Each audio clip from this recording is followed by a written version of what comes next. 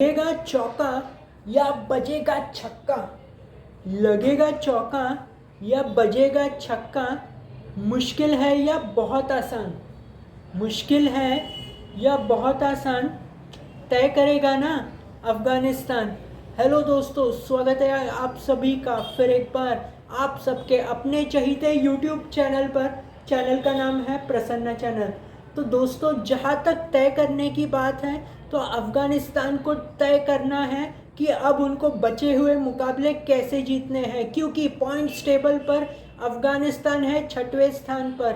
अगर कल नेदरलैंड्स को हरा देता है अफ़गानिस्तान तो अफ़गानिस्तान पहुंचेगा 8 गुणों पर, जहां पर ऑस्ट्रेलिया, न्यूजीलैंड और ये दोनों टीम्स हैं। तो अगर अफ़गानिस्तान कल यानी 3 नवंबर को अगर नेदरलैंड्स को हरा देता है तो पहुंच जाएगा 8 पॉइंट्स पर और एक कदम ऊपर जाएगा यानी 5वें स्थान पर।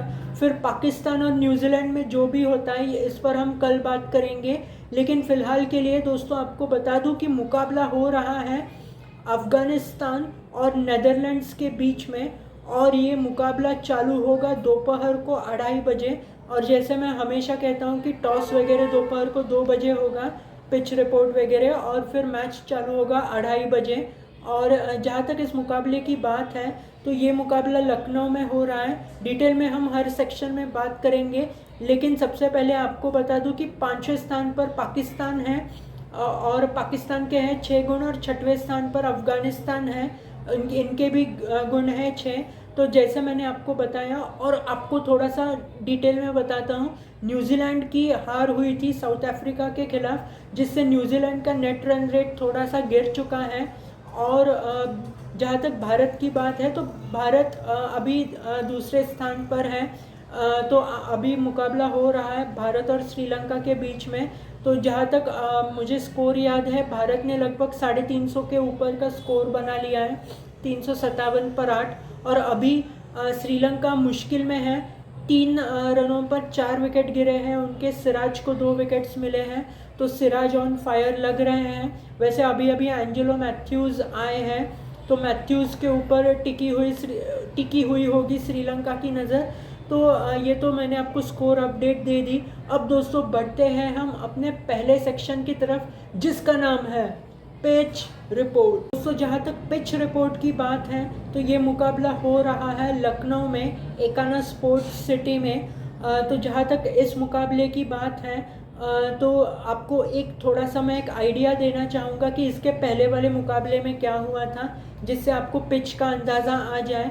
तो इसके पहले मुकाबला हुआ था भारत और इंग्लैंड के बीच में, और उस मुकाबले में आपको याद होगा रोहित शर्मा ने 87 रन्स बनाए थे, जिसका मतलब क्लियर है कि आप अगर टेक्निकली स्ट्रॉन्ग बल्लेबाज हैं तो आप इस पिच पर बहुत अच्छे से खेल सकते हैं। जहाँ तक दोस्तों गेंदबाजी की बात थी, फास्ट बॉलर्स को मदद है इस पिच से। डेविड विली को 3 विकेट मिले थे। दोस्तों मार्क वुड को भी विकेट्स मिले थे, लेकिन जो 2 विकेट्स मिले थे वो क्रिस वोक्स को मिले थे। अब दोस्तों अगर मैं भारत के पेसर्स की बात करूं, वैसे तो इंग्लैंड की टीम की तरफ से कोई भी इतना ज़्यादा नहीं खेल पाया, सिर्फ लियाम लिविंगस्टन कुछ खेल पाए। लेकिन जहाँ तक भारत के पेसर्स की बात है तो 4 विकेट मिले थे मोहम्मद शमी को, और 3 विकेट मिले थे जसप्रीत बुमराह को। और ज़्यादा तो इंग्लैंड के प्लेयर्स बोल्ड आउट हुए थे। तो अब आपको एक क्लियर आइडिया आ गया होगा कि फास्ट बॉलर्स को कितनी मदद है इस पिच से। अब दोस्तों जहाँ तक फास्ट बॉलर्स की बात है तो नेदरलैंड्स की टीम है पॉल वैन मिक्रन, लोगैन वैन बीक, बस डिलीडी, ये उनके कुछ प्रमुख पेसर्स हैं। और अफ़गानिस्तान के फजल हक फारूकी और अजमतुल्ला उमरज़ई। तो फास्ट बॉलर्स को बहुत मदद है इस पिच पर। और तो दोस्तों ये है आज की पिच रिपोर्ट। तो दोस्तों अब बढ़ेंगे हम अपने नेक्स्ट सेक्शन की तरफ, जिसका नाम है वेदर रिपोर्ट। तो दोस्तों जहाँ तक वेदर की बात है तो आपको बताना चाहूँगा कि ये मैच हो रहा है लखनऊ में, जैसे मैंने आपको पहले ही बताया है एकाना स्पोर्ट्स सिटी में। तो टेम्परेचर होगा 31 डिग्री सेल्सियस। थोड़ी बहुत तो गर्मी होगी, दोपहर का वक्त है दोस्तों, लेकिन जैसे ही मैच आगे बढ़ता जाएगा तो टेम्परेचर कम होता हुआ जाएगा, 30, 29, 27 ऐसे। तो वैसे जैसे मैंने आपको क्लियरली बताया है, तो बारिश के कोई भी आसार नहीं है इस मुकाबले के लिए, और हमें पूरा 50 ओवर्स वाला मुकाबला देखने को मिलेगा। तो दोस्तों ये था हमारा आज का सेक्शन वेदर रिपोर्ट। अब बढ़ेंगे नेक्स्ट सेक्शन की तरफ, जिसका नाम है प्लेयर कॉम्बिनेशन। दोस्तों जहाँ तक प्लेयर कॉम्बिनेशन की बात है, तो मैं आपको दोनों टीम्स की अभी तक की हिस्ट्री बता देता हूँ, ताकि आपको ठीक से ये कॉम्बिनेशन समझ में आए। दोस्तों सबसे पहले बात करते हैं अफ़गानिस्तान की। तो अफ़गानिस्तान का जो पिछला वाला यानी सबसे पहले मुकाबला हुआ था पाकिस्तान के खिलाफ। पाकिस्तान ने 282 रनों का लक्ष्य दिया था, जो अफ़गानिस्तान ने 286 रन बनाकर हासिल कर लिया। टॉप 3 रहमानुल्लाह गुरबाज, इब्राहिम जदरान, हशमतुल्लाह शाहिदी और रहमत शाह, इन सब ने बहुत अच्छा कार्य किया था। हशमतुल्लाह शाहिदी के अलावा इन तीनों ने अर्धशतक लगाए थे। और जहाँ तक उस मैच में अगर हम अफ़गानिस्तान के गेंदबाजी की बात करें, तो नूर अहमद ने 3 विकेट्स लिए थे और वो मुकाबला जीत चुके मतलब जीत गए थे अफ़गानिस्तान। दोस्तों जहाँ तक हम बात करें पिछले वाले मुकाबले की, तो ये मुकाबला हुआ था श्रीलंका के खिलाफ, जिसमें श्रीलंका ने 241 रन बनाए थे और वो भी लक्ष्य अफ़गानिस्तान ने अच्छे से हासिल कर लिया था। तो इसका मतलब दोनों मुकाबले से आपको पता चला होगा कि अफ़गानिस्तान चेस करने में बहुत अच्छा है कोई भी टारगेट। अगर इस श्रीलंका वाले मुकाबले की हम बात करें, तो दोस्तों जहाँ तक गेंदबाजी रही थी, फजल हक फारूकी टीम में आए थे, 4 विकेट्स लिए इन्होंने। और दोस्तों जहाँ तक बल्लेबाजी की बात है, तो अफ़गानिस्तान की दोस्तों बल्लेबाजी हमेशा से अच्छी होती आई है। रहमत शाह और अज़मतुल्लाह उमरज़ाई, इसके साथ हशमतुल्लाह शाहिदी, इन तीनों ने अर्धशतक लगाए और दोस्तों ये मुकाबला भी जीत लिया अफ़गानिस्तान ने।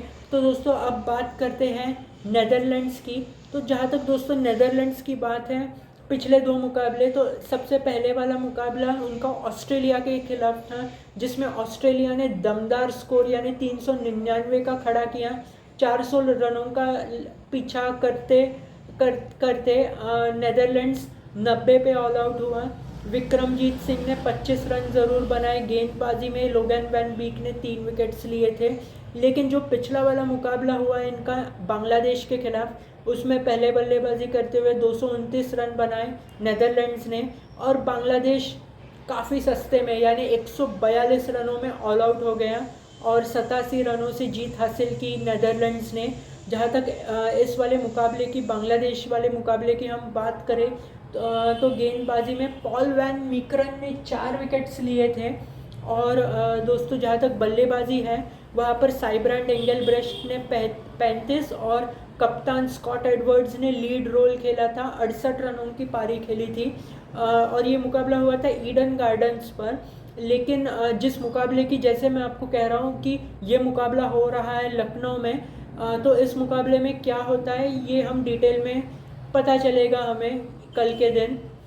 तो दोस्तों अब बढ़ते हैं हम अपने नेक्स्ट सेक्शन की तरफ, जिसका नाम है फैंटेसी क्रिकेट। दोस्तों जहाँ तक फैंटेसी क्रिकेट की बात है, हमेशा की तरह बताना चाहूँगा कि फैंटेसी क्रिकेट ये एक स्किल बेस्ड गेम होता है जो मैच के पहले खेला जाता है। ये चैनल आपको किसी भी तरीके से प्रवृत्त नहीं करता है फैंटेसी क्रिकेट खेलने के लिए, क्योंकि इसमें वित्तीय जोखिम होते हैं, तो आप कृपया अपनी जिम्मेदारी पर इसे खेलिए।